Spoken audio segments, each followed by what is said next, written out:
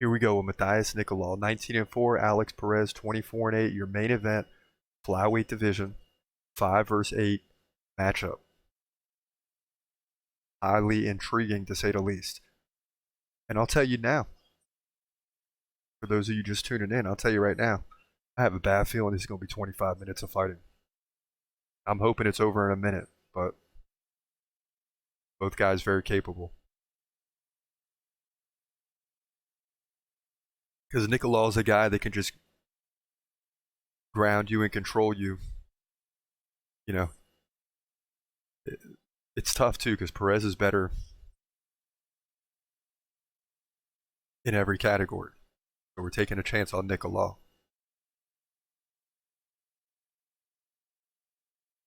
And I can't remember the odds on this one either. I mean, there's 13 fights this week. We're breaking them all down. So I'm going to say it's a very close situation. And we'll see the live odds as they come out. But I'm thinking this is nearly 50-50 going in, if I had to guess.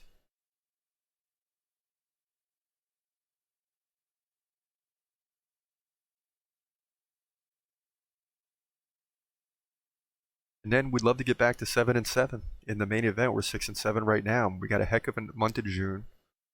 You know, we expect to get Hamza and Islam. We got 2 guarantees coming up. I shouldn't say guaranteed. Nothing's a guarantee. But 2 I expect to get. And we got to get a couple more along the way.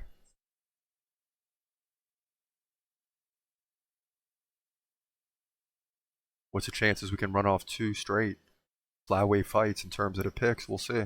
It's going to be the same way next week. It's going to make or break us. That's for sure. Who would have thought? It all comes down to the flyweight division. Oof. Probably my least favorite division to predict, you know? Because like you, I don't know as much about this division as I do the lightweight, and especially the welterweight, middleweight, and the upper divisions.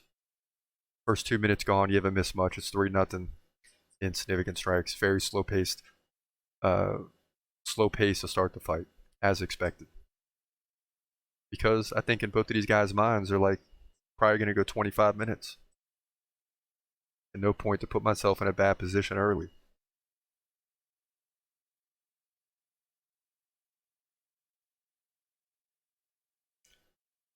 And you'll see a KO here and there in the flyweight division. You'll see a big leg kick, but these guys don't possess the power that the bigger fighters do.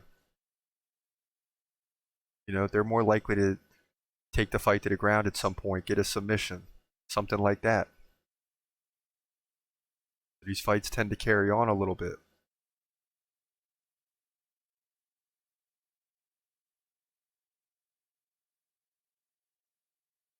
And we saw that a lot when Moreno and Figueiredo were going back and forth, right?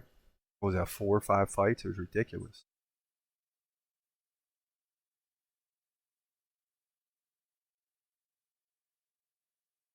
So it's to be expected in this division. Both guys connected now, as the pace is picking up a little bit here, just under 2 minutes in round 1.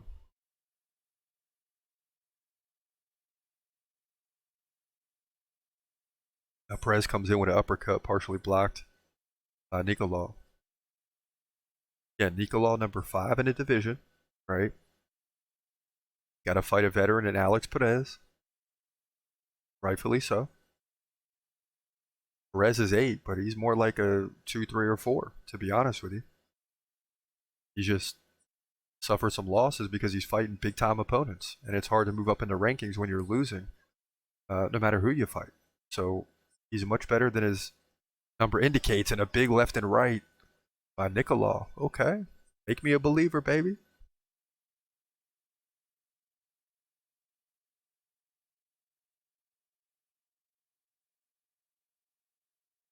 Both fighters doing a good job protecting themselves, but Perez left himself open a minute ago.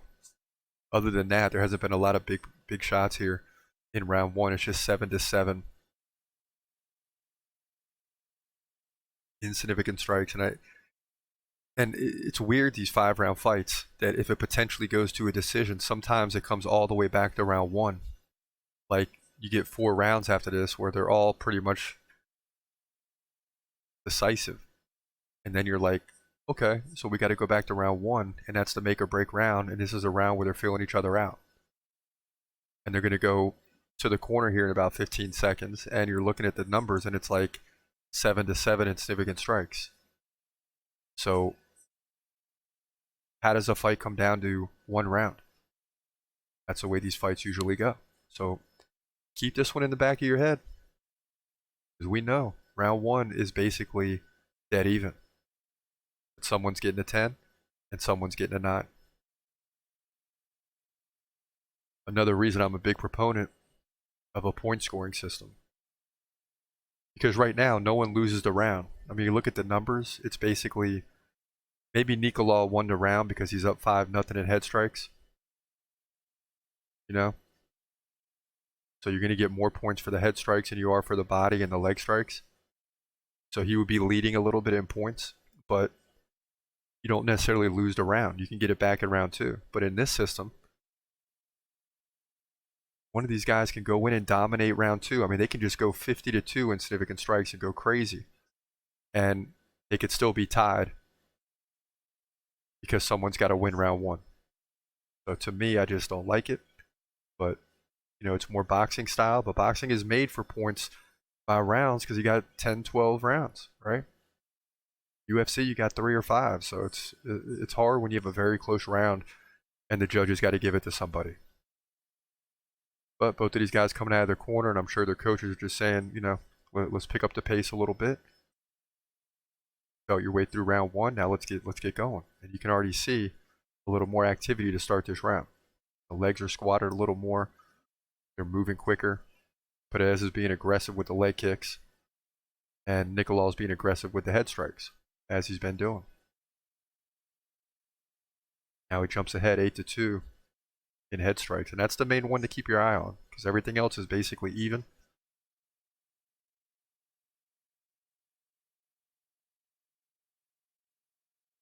Here we go. Every few seconds, these guys engage. They're both very good defensively, though. And Nicolau lands a right leg. Perez backs off. And there's a lot of feinting going on. I mean, these guys are jumping around. There's a lot of feinting going on. And at times, both guys show they have some power. I'm just not a believer that this fight's going to be a finish. I really think Nicolau is going to go to a decision and take it that way. You know, that's part of what they say. There's levels to this game. It's going to be, you go in there and beat a guy like Perez, you jump 2 levels. You win by decision, okay, you jump 1 level. So it's like what, you know, Nicolau just gets a decision. He's probably fight number 4 or 3 next. If he goes in there and KOs Perez or submits him, he's probably fighting Moreno or someone like that. So it's going to be a big difference in terms of how this fight finishes for both guys, really. It's a big finish for Perez. He's looking at the 4 or 5 spot. He's back in business, and he knows it. 3 minutes left, round 2. Oh! Okay, Perez.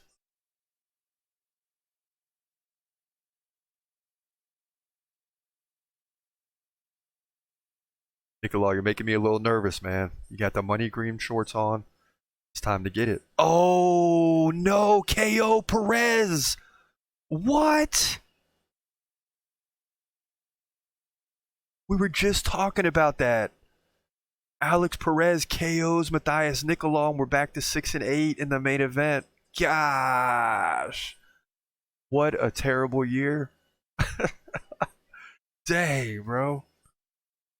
Have a great night to the co-main and main event. You gotta be kidding me. And that happened so fast, I really didn't even get to see it.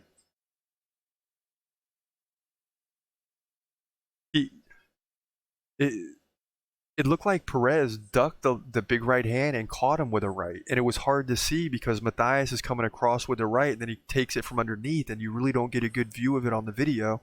I guarantee that's what happened. Here we go. Nicolau's going to throw. Oh, he didn't. He just bounced off the fence and took a right. And Perez pumps his fist and walks away. Look at this. Left. Beam. Oh, he dropped that left hand. No, no, no, no, no, no, no, no, no. You can't do that. Yep, drop the left hand. Beam. Game over. Sat him down. And that's a wrap. Alex Perez with a huge victory. And you see the reaction from Daniel Cormier and company. And that was a big punch. Just sat down. Alex Perez.